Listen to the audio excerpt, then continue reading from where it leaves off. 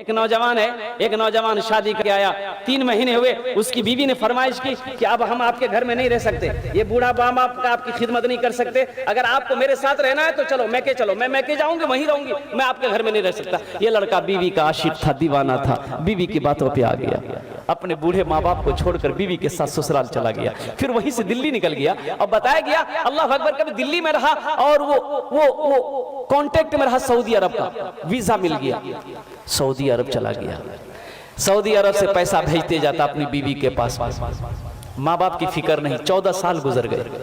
कितने साल गुजर? 14 साल का अरसा गुजर गया। इन 14 सालों में इस नौजवान ने 12 हज किए।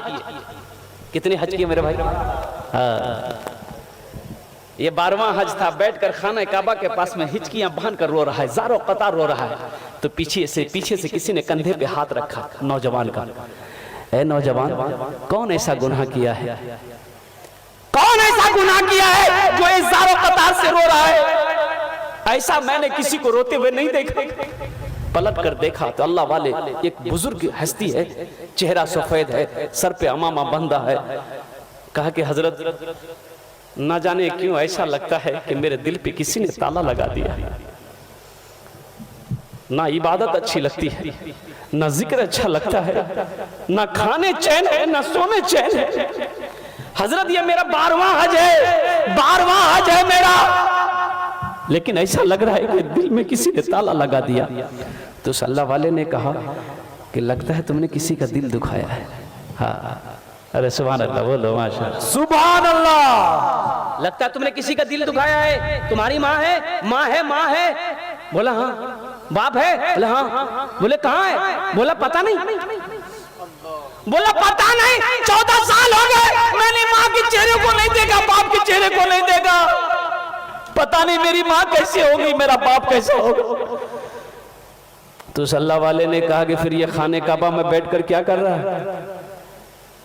क्या कर रहा है? उठ जा भाग, अपनी माँ रूठे हुए माँ बाप से माफी मांग ले। अगर उन्होंने माफ कर दिया तो अल्लाह तेरे दिल के ताले को खोल देगा। सुभान अल्लाह, सुभान अल्लाह। खाने काबा में बैठकर क्या कर रहा है? जा, खाने काबा में बैठकर क्या कर रहा है? जा। ये नौजवान उठा, रोता हुआ उठा, अपना डेरा आया, रूम के अंदर में आया है और कुर्बान जाओ टिकट बनाने में लग गया। फ्लाइट पकड़ा, हिंदुस्तान की सरजमीन पर अपना कदम रखा, अल्लाह अकबर कबीरा, और गाड़ी ली, एयरपोर्ट से गाड़ी लिया, सीधे अपने गांव के लिए रवाना हुआ। लेकिन कुर्बान जाओ, और देखा कि गांव में बहुत सारी बिल्डिंगें बन गई है। 14 साल का अरसा गुजर गया, उसका घर की जगह पता नहीं। एक बूढ़े मियाँ घास काट रहे थे बेटे। इस नौजवान ने कहा कि थोड़ा पूछ लूं अब्बा के बारे में, मम्मी के बारे में। तो उनसे पूछा कि चचा, ये अपना बाप का नाम लेके पूछा कि अब्दुल्ला साहब का घर कौन सा है? तो बूढ़े मियाँ ने नीचे से ऊपर तक देखा उस नौजवान को, कहा कि कौन अब्दुल्ला मियाँ? वो बेचारे तब इस दुनिया में नहीं रहे।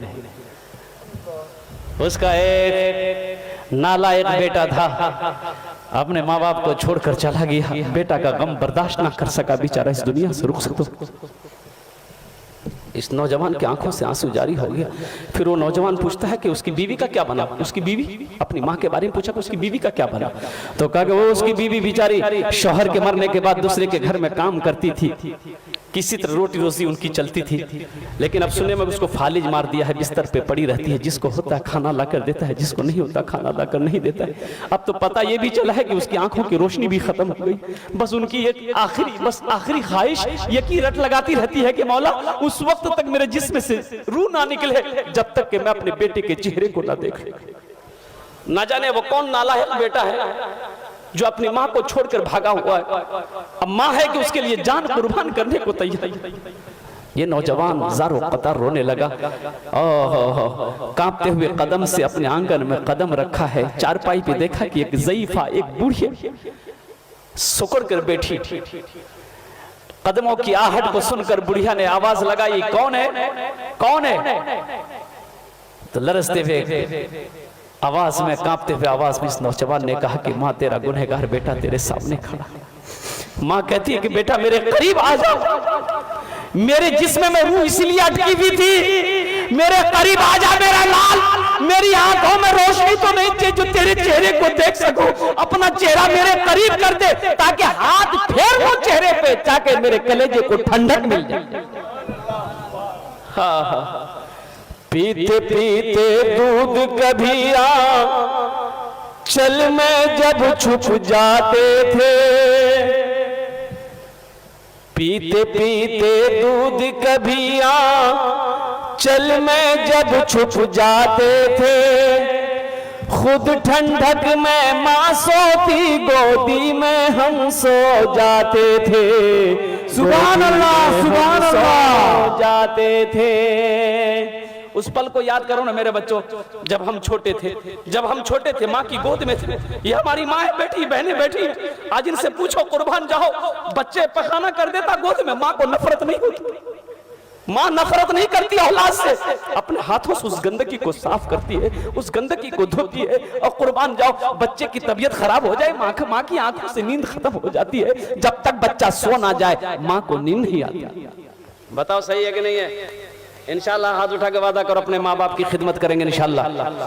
जलसा सजाने वालों, मेरे नौजवानों बच्चों सुनो, अगर ये जितने बैठे हैं ना यहाँ पर, जितने बैठे हो, अगर एक ने भी अगर अमल कर लिया इंशाल्लाह, एक ने भी अगर अमल कर लिया तो कसम खुदा की जलसा सजाने वाला का जलसा सजाना मकबूल हो जाएगा, आने वालों का आना मकबूल हो जाएगा, मुकर्रिर का तकरीर करना मकबूल हो जाएगा और सुनने वालों का सुनना मकबूल हो जाएगा।